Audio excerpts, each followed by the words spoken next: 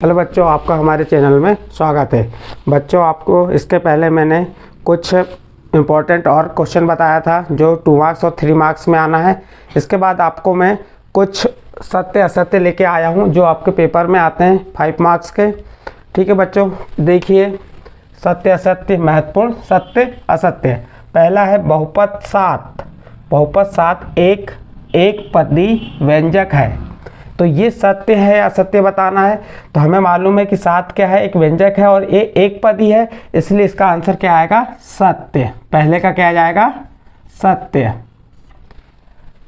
फिर दूसरा देखिए, एक्स अक्ष की कोटि सदैव शून्य होती है। हाँ, एक्स अक्ष की कोटि सदैव शून्य होती है, सत्य। एक्स अक्ष की कोटि सदैव शून्य होती है, इसका मान क्या आएगा, सत्य आएगा। फिर देखिए, बिंदु ऋण 8 शून्य एक्स अक्ष पर स्थित है, सत्य या असत्य। तो सत्य है, क्योंकि जो आपके बिंदु ऋण 8 जो किसका मान हो गया, एक्स का मान, और ये वाई का मान शून्य है, इसलिए एक्स अक्ष पे स्थित है, इसलिए इसका उत्तर सत्य आएगा। फिर नेक्स्ट देखिए, चौथा नंबर, बिंदु 3 ऋण 3 तृतीय चतुर्थांश में है। नहीं, तृतीय चतुर्थांश में पूरे मान ऋण में रहते हैं, तो ये तृतीय चतुर्थांश में नहीं है, इसलिए ये क्या आ जाएगा, असत्य। इसका आंसर क्या होगा, असत्य। इस प्रकार से चतुर्थांश के अलग अलग क्वेश्चन बना के पूछ सकता है। फिर नेक्स्ट देखिए, समपूरक कोणों का योग 90 अंश होता है, सत्य या असत्य। तो इसका है असत्य,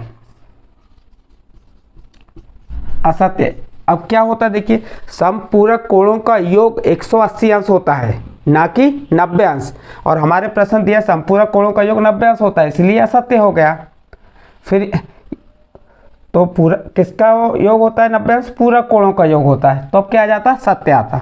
नेक्स्ट देखिए 6 नंबर, पूरक कोणों का योग 180 अंश होता है, ये भी असत्य है। अभी बताया हमने पूरक कोणों का योग कितना होता है, 90 अंश, और संपूरक कोणों का योग कितना होता है, 180 अंश, तो ये भी असत्य हो गया। अब इस सत्य कब होते हैं, पहला वाला सत्य कब होता है, जब पूछता कि समपूरक कोणों का योग 180 अंश होता है। तो आपको ऐसा फिल इन द ब्लैंक में पूछ सकता है, समपूरक कोणों का योग खालिस्तान होता है, तो आप बता सकते हैं समपूरक कोणों का योग 180 अंश होता है। फिर अगला है, पूरक कोणों का योग खालिस्तान होता है, तो पूरक कोणों का योग 90 अंश होता है। लेकिन अभी हमने जो सत्य असत्य बताए, इसमें ये दोनों असत्य हैं। संपूरक कोणों का योग 90 अंश होता है, असत्य। पूरक कोणों का योग 180 अंश होता है, असत्य। नेक्स्ट देखिए 7 नंबर, त्रिभुज के तीनों अंतः कोणों का योग 180 अंश होता है, सत्य असत्य। बिल्कुल सही है, क्योंकि त्रिभुज के तीनों अंतः कोणों का योग 180 अंश होता है, तो इसका क्या आ जाएगा, सत्य आ जाएगा। नेक्स्ट देखिए, समबाहु त्रिभुज के प्रत्येक कोण का मान 60 अंश होता है, बिल्कुल सही। समबाहु त्रिभुज के प्रत्येक कोणों का मान माप कितनी होती है, 60 अंश, और समबाहु त्रिभुज की प्रत्येक भुजा भी बराबर होती है, इसलिए क्या आ जाएगा, इसका सत्य आ जाएगा। नेक्स्ट देखिए, समद्विबाहु त्रिभुज के तीनों कोण बराबर होते हैं।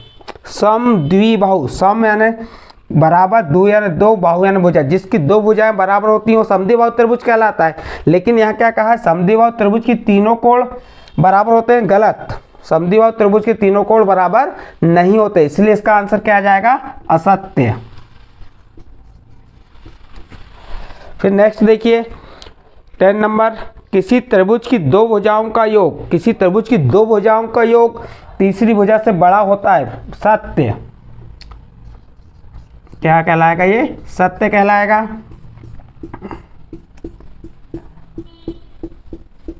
नेक्स्ट देखिए इसके बाद क्या आ रहा है, चतुर्भुज के चारों कोणों का योग 360 अंश होता है, सत्य या असत्य, सत्य। चतुर्भुज के चारों कोणों का योग कितना होता है, 360 अंश होता है। इसका नेक्स्ट 12 नंबर, समानांतर चतुर्भुज के सम्मुख कोण बराबर होते हैं, समानांतर चतुर्भुज सम्मुख कोण बराबर होते हैं, बिल्कुल सही। समानांतर चतुर्भुज के सम्मुख कोण कैसे होते हैं, बराबर होते हैं, तो क्या आ जाएगा, इसका सत्य। इस प्रकार से बच्चों और आपके और सत्य असत्य आ सकते हैं, लेकिन कुछ ऐसे सत्य असत्य बताएं जो आपके पेपर के लिए इंपॉर्टेंट है। ठीक है बच्चों, आज के लिए आपके सत्य असत्य यहीं पर समाप्त हुए।